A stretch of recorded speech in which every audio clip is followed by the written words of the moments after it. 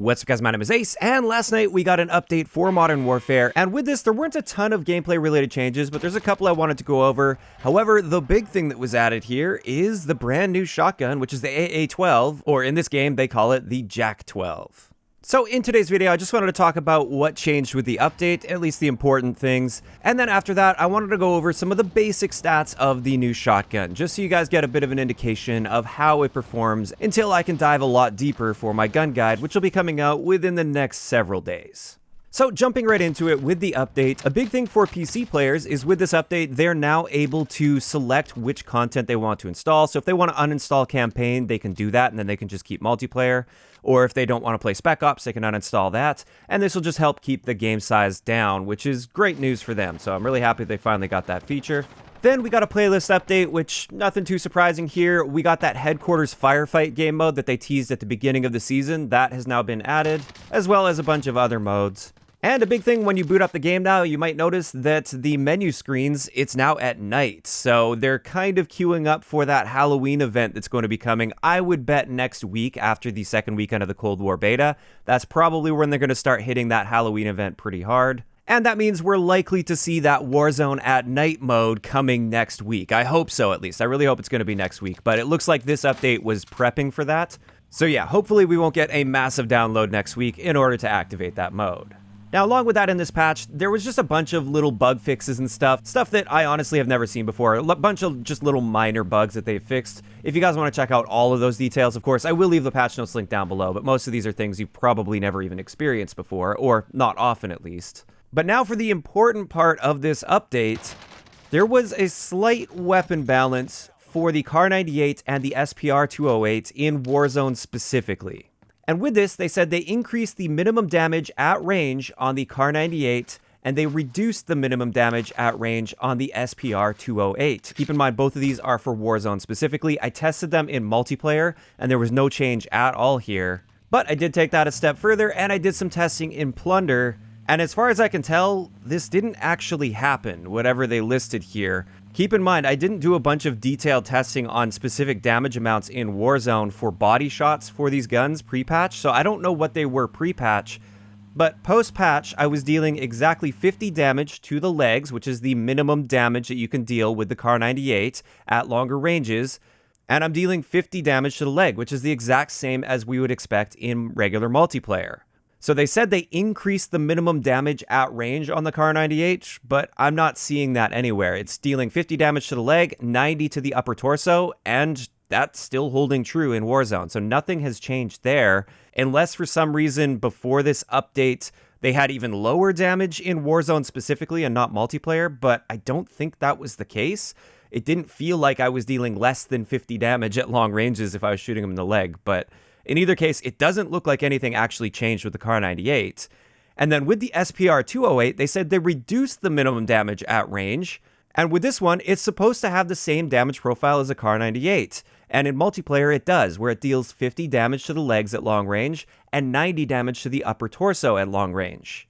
In Plunder, keeping in mind I'm using the default ammunition, I'm not using 300 normal mag or 338 Lapua, I'm dealing 90 damage to the legs and 90 damage to the upper torso. So even though they said they reduced the minimum damage at range for the SP-R 208, if anything, it seems like they buffed that and they didn't actually do anything to the Kar98. So the SP-R 208 is way more consistent at long ranges because I'm dealing that 90 damage even to the foot at like 200 meters or even longer, but I was testing at about 200 meters just to make sure I was definitely in the minimum damage range. Whereas the Kar98 at that same range deals 50 damage to the same body parts. So yeah, I don't know what's going on here. I don't know if there was a bug with this, so these values didn't actually end up applying properly to these guns. But just know that the SP-R 208 is still dealing more damage at the longest damage ranges to the lower torso and the legs and everything. In either case, both of these are still a one-shot kill to the head against a fully armored enemy in Warzone, and that's what you should be aiming for the most part anyway. So at the end of the day, it doesn't really affect all that much. I just thought it was very strange that it seems like we have the opposite of what the patch notes are stating here.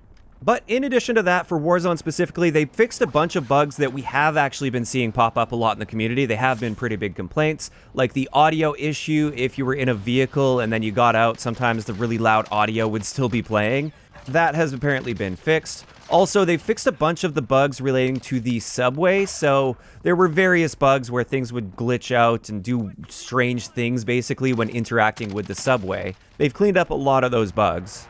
Also, they fixed the bug where bounty contracts were causing some people's games to crash, and they actually temporarily removed bounties from Warzone for several days at least, in order to prevent those crashes from happening until they got the fix out. So they have fixed that, and bounty contracts are back in. And then also a big one here that I'm really happy to see is they fixed the issue where players' views would be really strange when getting out of either the plane or a vehicle in Warzone. So if you're driving around in Warzone, you hop out of a vehicle, it seems like it was a gamble as to which direction your character model would be looking when you got out, and it made things really difficult to control, and it was really jarring because you'd expect to be looking one direction, like the direction your camera was facing, but then you'd end up looking in a completely different direction, and this could often screw you up, especially if you're somebody that likes being aggressive with vehicles.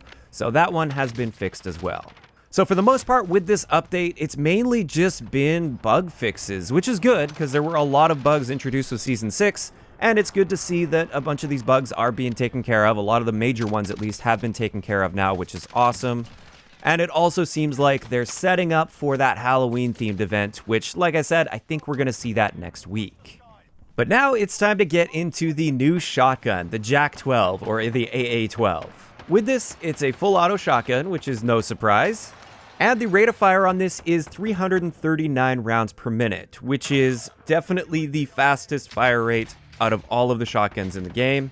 And the closest comparable thing would be the Origin 12, which is semi-auto, but you can fire it at a decent fire rate at 269 rounds per minute. So the JAK-12 is significantly faster than the Origin 12 when it comes to fire rates.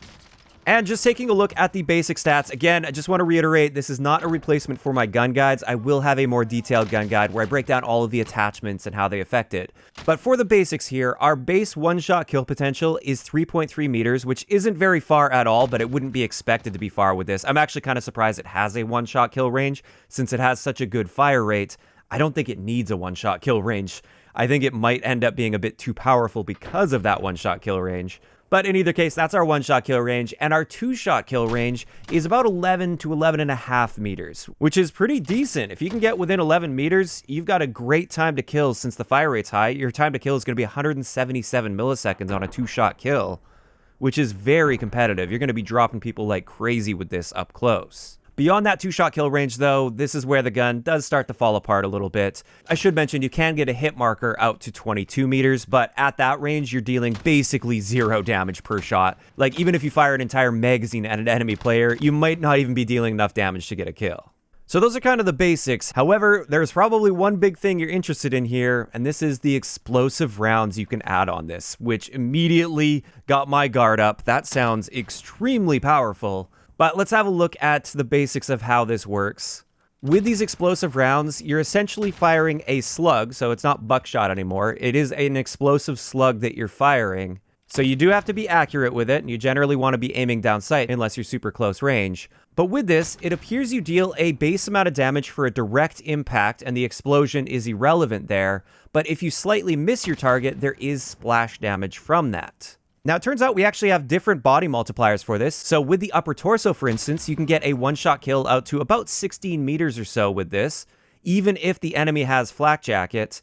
And it's also a one-shot kill to the head out to at least 40 meters. That's what I tested at. It could even be further, but yeah, it's at least 40 meters if you hit them directly in the head. Now, circling back to flak jacket, I mentioned that a little bit. If you get a direct impact with these explosive rounds, flak jacket doesn't help you at all. It's irrelevant. It completely ignores that. It just acts like a slug shotgun, basically. However, flak jacket is extremely effective at countering the splash damage from this. You can see here, I can fire 5 rounds right next to the enemy player, and they've got flak jacket here, and it still doesn't kill them. So flak jacket's a great counter for splash damage, but not a counter at all to a direct impact hit. So yeah, that's pretty much it with that. Keep in mind also with the explosive rounds, they have an extremely slow bullet velocity, and there is quite a bit of drop as well. So if you are trying to hit that crazy long headshot, you have to aim fairly high. But personally, after taking a look at these explosive rounds, they're actually not as bad as I was initially expecting when I saw that there were explosive rounds for a full auto shotgun. Now, that's just my initial impressions. Maybe I'm going to find something out as I'm testing for my gun guide, and my opinion will change on that. But so far, they actually don't seem to be that bad. Now, the big thing I am concerned about with this, and again, I need some playtime and I need some more time to figure this out, I am really concerned about Dragon's Breath rounds on the AA-12 in Warzone specifically.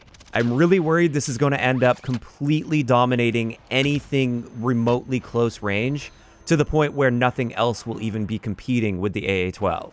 So that's something that I'm going to need a few days to play around with it a little bit and actually spend time unlocking those Dragon's Breath rounds in public matches, because I've tested them a bit in private matches, but I need time to really figure this out, and then I'll let you guys know when it comes to the gun guide for sure.